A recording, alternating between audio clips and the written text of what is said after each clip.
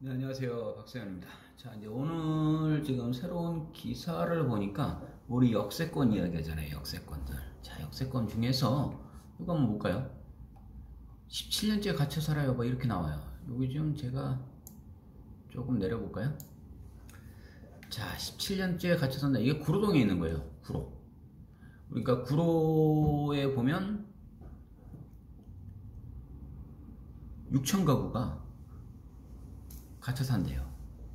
자, 우리 역세권 하면요, 초근접 역세권 막 얘기를 해요. 그래서 역세권 그러니까 너무 좋아서 무조건 역 근처에서 그게 역세권이 아니에요.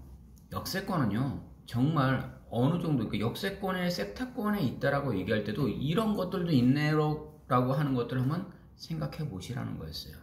자, 무조건, 어느 정도, 어느 위치. 저는 딱 요거 하나만 봐요. 그래서 내가 이 땅을 사면 이 땅이 돈이 되나 안 되나만 봐요.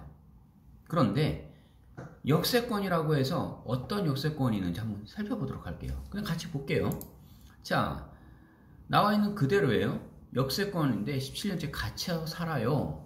땅짓고라고 해서 지금 다음에서 나온 거네요. 차량 기지에 막힌 6천 가구, 절규 이렇게 나와 있어요. 자, 11월 3일이에요. 오늘이네요. 봤더니 17년째 구로 차량기지에서 발목 적힌 구로동의 한숨. 이 구로동 얘기하는 거예요.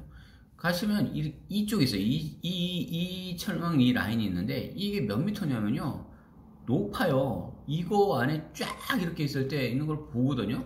실제 이게 경의중앙선도 마찬가지고 1호선도 마찬가지고 경의중앙선이 아니죠. 이게 용산에서 갈아타고 하여튼 구로동 쪽에서 구로, 신도림 막 그쪽으로 이렇게 가다가 보면 하여튼 이 구로 쪽에서 이게 보게 돼요. 자, 보시면 구로동에서 지하철 1호선 구로역에서 9일역 구간에 차단벽.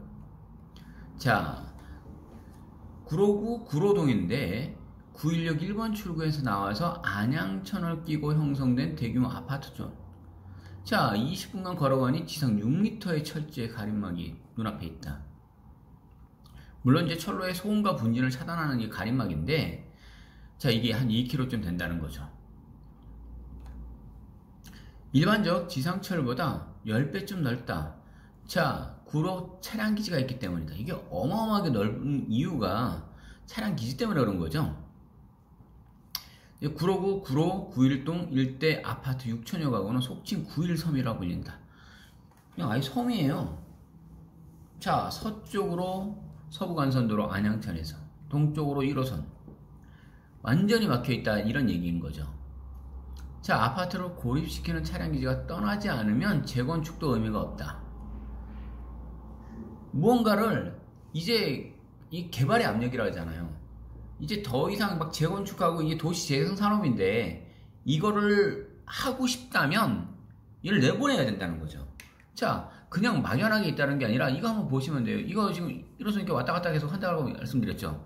근데 구로 차량기지 이전을 한다고 얘기하면 어디 갈 곳을 이제 또 잡아야 되겠죠. 자, 주변의 개발도 할 일 없이 발목을 잡고 있다. 자, 그러면 여기가 어떻게 되어 있냐면요. 구로역이고 9일역 있을 때 이게 안양천 따라서 이렇게 쭉 나오고 여기 고척동이고. 자, 요렇게가 딱 있는 요 끝부분에 막혔다 이런 얘기죠. 그러면 뭐 연예인 아파트라네요. 뭐 주공 1, 2차 이쪽을 안 가봤기 때문에 실제로 저는 이제 요즘에 제가 이제 가능한 이제 역 주변을 한 번씩 돌아봐요. 왜냐하면 지금 그쪽에 있는 땅이 있어서 가서 보는 건 아니고요. 아, 이게 왜 이렇게들 되나? 아, 이쪽이 실제로 그럼 아파트 가격이든 건물 가격이든 이런 것들은 어느 정도 형성이 될 수 있나? 현장을 실제로 땅을 밟고 다녀봐야죠. 그러면 내가 땅을 투자를 하는 것들, 투자를 유치시킬 수 있는 것들, 알려드릴 수 있는 것들, 어느 쪽이 과연 돈이 될 수 있을까? 물론 지방이든 어디 쪽이든 쭉 다 살펴보자는 거죠. 자, 속속 추진은 되는데 차량기지 이전이 관건인 거죠. 이게 빠져야 된다는 거죠. 이게 무조건 이게 빠지지 않으면 어떻게 나오질 못하니까. 자, 한번 볼게요. 재건축 리모델링 속속 추진되는데 차량기지 이전이 하여튼 관건이라는 거예요. 자, 이거 보시겠어요? 이거 어마무시해요. 이거 어떻게 하면 좋아요, 이거? 그런데 이게 원래 있어야죠. 이게 없으면 어떻게 할 거예요? 차량기지가 있어야 되는 거니까. 그런데 이전을 하라 이런 이야기죠. 이제 이 부지 자체가 이제는 이전을 하고 이쪽 일대가 이제 너무 많이 개발이 되고 있고 계속 개발의 압력이 오니 이제 여기 개발하고 재건축도 하고 이렇게 해야 되니까 얘는 조금 더 떨어진 대로 이제 빼는 게 더 낫다. 이렇게 얘기를 하는 거겠죠. 자, 그러면 얘들을 이제 빼준다는 조건도 어딘가 이전할 수 있는 것들을 잡아야 되겠죠. 자, 여기 사는 사람들 보게 되면 이제 아파트들 쭉 다 나와 있어요. 뭐 안전진단, 뭐 연예인 아파트, 통과. 자, 그런데 문제는 광명시는 결사 반대. 타당성 재조사 이게 예전에 이전을 한다라는 게 그 부지가 있어요. 저쪽으로 이렇게 원래 뺀다라는 부지가 있었거든요.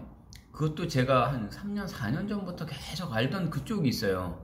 근데 그쪽으로 빼게 되면 자기네들은 또 받아야 된다 이런 얘기가 되겠죠. 자, 이전은 넘어야 할 선이 아직 많다. 광명시의 반대를 극복해야 된다. 이거 놓고 보면 우리 뭐 하나 느끼지 않아요? 화성하고 수원하고 군공항 이전하는 거 그거 계속 보고 있잖아요. 매양리 쪽으로 계속 뭐 하고 저기 화홍지구 계속 얘기를 하죠. 생각해 볼까요?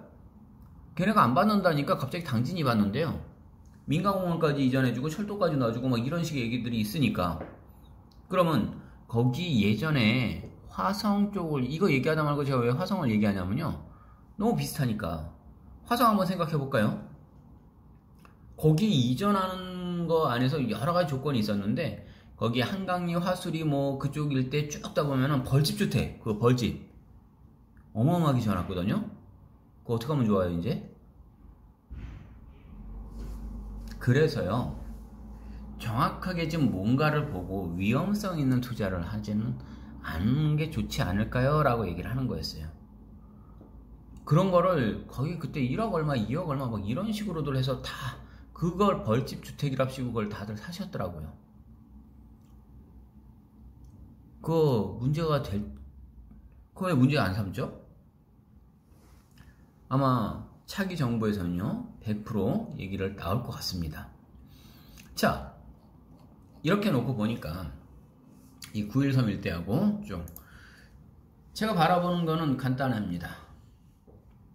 역세권이라고 해도요 되는 곳이 되고요, 투자를 할 수 있는 곳들도요 마찬가지고요. 지금 여기는요 차량기지 이전이라고 하는 문제 때문에 이게 나타날 거예요. 이게 또 민미현상이 또 발생하겠죠. 어딘가는 좋아질 거고 어딘가는 또 그것 때문에 근데 나빠지진 않아요.